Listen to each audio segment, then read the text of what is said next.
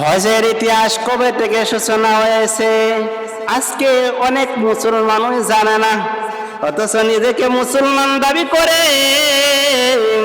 কিন্তু ইসলামের যে ইতিহাসগুলো আছে, ইসলামের যে ইতিহাসগুলো আছে সেগুলো অনেকে জানে না। তোর মধ্যে থেকে হজের ইতিহাস কবে সূচনা হয়েছে, হজের ইতিহাস কবে সূচনা হয়েছে কিতাবের ভিতরে পাওয়া যায়। আল্লাহ নবী হযরত আদম আলাইহিস সালাতু ওয়াস সালাম থেকে হজের ইতিহাস সূচনা হয়েছে। কথা বলেন ঠিক কিনা? এই যে বাইতুল্লাহর বৃদ্ধি, বাইতুল্লাহর তাওয়াফ, বাইতুল্লাহর জিয়ারত, এগুলো কিন্তু আদম আলাইহিস সালাতু ওয়াস সালাম থেকে সূচনা হয়েছে। আদম নবী তিনি বাইতুল্লাহ তাওয়াফ করেছেন, বাইতুল্লাহর জিয়ারত করেছেন। কথা কোন ঠিক কিনা? আদম নবী থেকে বাইতুল্লাহর জিয়ারত শুরু হয়েছে, বাইতুল্লাহর তাওয়াফ শুরু হয়েছে। তারপরে যত নবী রাসূলগণ এসেছেন তারাও কিন্তু বাইতুল্লাহ তাওয়াফ করেছেন, বাইতুল্লাহর জিয়ারত করেছেন, তারাও কিন্তু হজ পালন করেছেন। কথা কোন ঠিক কিনা? হযরত নূহ আলাইহিস সালাতু ওয়াস সালাম তিনিও কিন্তু বাইতুল্লাহ তাওয়াফ করেছেন, তিনিও কিন্তু বাইতুল্লাহ জিয়ারত করেছেন। কারণ এই বাইতুল্লাহ জিয়ারত যে শুরু হয়েছে অদ্যাবধি আছে, ভবিষ্যৎ পর্যন্ত বাইতুল্লাহ তাওয়াফ, বাইতুল্লাহ জিয়ারত থাকবে। কিন্তু অনেক সময় কয়েকবার বাইতুল্লাহর ভিত্তি ধ্বংস হয়ে গিয়েছিল, কিন্তু বাইতুল্লাহ যে তাওয়াফ এবং জিয়ারত সেটা কিন্তু অব্যাহত ছিল। কথা বলেন ঠিক কিনা? আমরা সকলেই জানি নূহ আলাইহিস সালাতু ওয়াস সালামের জামানায় মহাপ্লাবনের মাধ্যমে কিন্তু বাইতুল্লাহর ভিত্তিটা ধ্বংস হয়ে গিয়েছিল। তারপর আল্লাহ পাক জিবরাইল আলাইহিস সালাতু ওয়াস সালামের মাধ্যমে ইব্রাহিম আলাইহিস সালাতু ওয়াস সালামকে জানিয়ে দিলেন, ওগো আমার খলিল, আপনি অমুক জায়গায় গিয়ে, নির্দিষ্ট জায়গায় গিয়ে আপনি বাইতুল্লাহর ভিত্তি পুনরায় স্থাপন করুন। তখন ইব্রাহিম আলাইহিস সালাতু ওয়াস সালাম আল্লাহ তাআলার হুকুমে জিবরাইল আলাইহিস সালাতু ওয়াস সালামের মাধ্যমে তিনি কিন্তু বাইতুল্লাহর ভিত্তি দ্বিতীয়বার স্থাপন করেছিলেন। কথা বলেন ঠিক কিনা? ইব্রাহিম আলাইহিস সালাম ভিত্তি স্থাপন করেছিলেন। ইব্রাহিম আলাইহিস সালাতু ওয়াস সালাম যখন পুনরায় বাইতুল্লাহ তৈরি করলেন, বাইতুল্লাহ নির্মাণ করলেন, তখন রব্বুল আলামিন হযরত ইব্রাহিম আলাইহিস সালাতু ওয়াস সালামকে হুকুম করলেন, ওয়াযিন ফিন নাসি বিল হজ্জি ইয়াতুকা রিজালান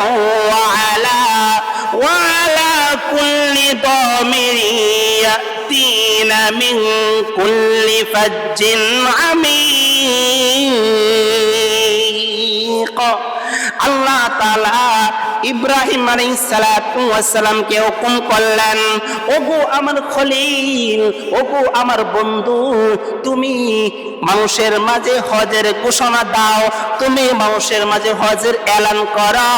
কারণ তুমি যদি হজের এলান করো, হজের ঘোষণা করো, তাহলে মানুষগুলো পায়ে হেঁটে উষ্টিতে সওয়ার হয়ে তারা কিন্তু চলে আসবে। তখন ইব্রাহিম আলাইহিস সালাতু ওয়াস সালাম আল্লাহ তাআলাকে বলে, ওগো আল্লাহ, আমি যদি এই হজের এলান করি, আমার আওয়াজ তো পুরা পৃথিবীতে যাবে না, আমার এই এলান তো পুরো বিশ্বে পৌঁছবে না। তখন আল্লাহ পাক জানায় দেন, ওগো আমার খলিল, তুমি এলান করার দায়িত্ব তোমার, আর পৌঁছে দেওয়ার দায়িত্ব হচ্ছে আমার। সুবহানাল্লাহ। আল্লাহ পাক বলতেছেন, তুমি এলান করো, তুমি হজের ঘোষণা করো, কিন্তু এই এলান প্রতিটি মানুষের কর্ণকুহরে পৌঁছে দেওয়ার দায়িত্ব আমি আল্লাহর। বলেন আল্লাহু আকবার।